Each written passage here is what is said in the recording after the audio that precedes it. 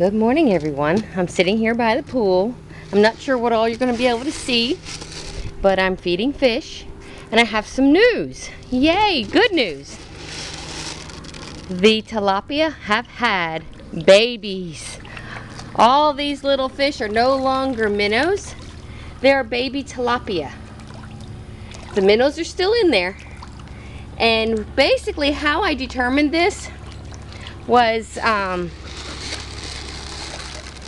I was out here feeding, and all of a sudden I started noticing fish that did not look like minnows. And I realized they reminded me of the baby tilapias when I bought the first batch. And I watched them for about a week or so. And then I determined that, yes, we have baby tilapias. And I thought maybe I had 10 or 15. But what I've determined is I have 3. Oh, there was a nice big tilapia came up.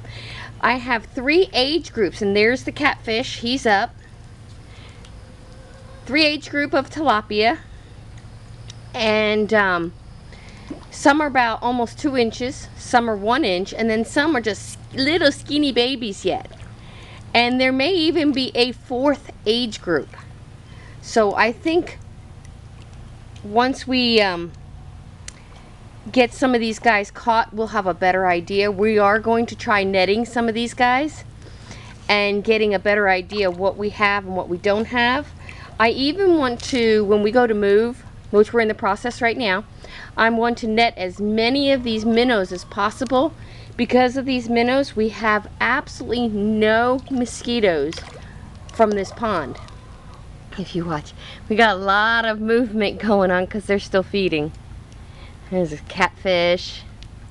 Everybody's getting very large. Someone said it's time to start eating tilapia. No.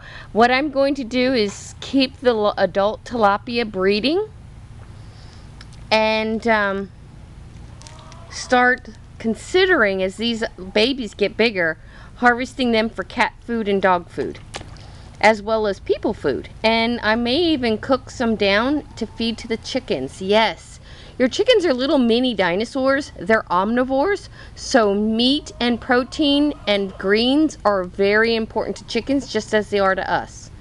Chickens require a high protein diet, at least up to 10 to 15% protein per day if you can. Now, unfortunately, most chicken feeds are very low in protein, only about 8 to 10, and I don't feel that's sufficient. So we supplement whatever we have that will work. It's amazing to sit here and see all, I don't know if you can see these guys, but, and it's hard to tell because my camera sees a lot of glare, but there's a lot of baby tilapia right there. The longer I sit here by the pond as they come up to feed, the more I see. If I had to take a guess, there's hundreds of baby tilapia in this pool. Hundreds, guys. Is that crazy or what? Update on where we're at with the move. We have moved, I would say 75% of our dry foods are already up at the cabin. That includes our long-term stored foods. And I'm going to throw another handful. Keep you guys entertained watching fish. And we've got almost our entire water catch system and garden watering system is moved. So that's progress. Our spare bedroom where our granddaughter was living with us, she's gone back to her mother, and her furniture has now been moved up to the cabin. So we are making progress, and we're doing it all by ourselves. The next update is my back. How is my back doing? Not good, guys. I've had nothing but a runaround from the insurance company. They do not want to approve my MRI. I have not healed to the point where I can even go really grocery shopping without being in horrible pain. So we're trying to get the MRI approved. I need to see a back specialist. The one I was referred to isn't taking patients for the back, which I don't think he wants to take my insurance. So I need another referral for that. And it's just an ongoing nightmare as far as my back goes, but I'm persevering. We're figuring things out, I'll do a little bit and I stop and get on a heating pad. I've been prescribed absolutely no pain meds. I have an anti-inflammatory medicine and I have a muscle relaxer. Neither one of those touch the pain. So short of taking that stuff all day long and sleeping my life away, I've chosen to deal with the pain and take a lot of breaks. Some days I don't really get up more than just to go to the bathroom. And I'm feeling absolutely guilty and horrible because my husband is doing most of the work for us. I wish you guys, I'm hoping this shows the babies are all up and there is just hundreds of them. You can see the food. I put 5 handfuls of food in. I was feeding only 3. But you can see they're still eating. So, here goes another handful. My hope is once we get moved that I'll start a fresh supply of, I can't think of it now. Duckweed. I want to get a supply going so that my fish have a nice green supply of duckweed. Because once we get moved, even the greens and stuff that I pull from the garden for the chickens will not be there. I got all kinds of color fish in here. It's just absolutely amazing to sit here and watch them. Update on the financial side. My husband has been 100% retired by the military now. So, we have income again. Is it enough to stay here and maintain this house? Not really. So we've decided, with the help of the bank, we're turning the house back to the bank. No foreclosure, it's deed in lieu of foreclosure. So we are doing that, and we're doing the best we can. As we empty rooms, we're cleaning it so that when they come back in, they may need to recarpet because we have pets. But basically a quick coat of paint and some carpet, and they should be able to remove this house fairly quickly.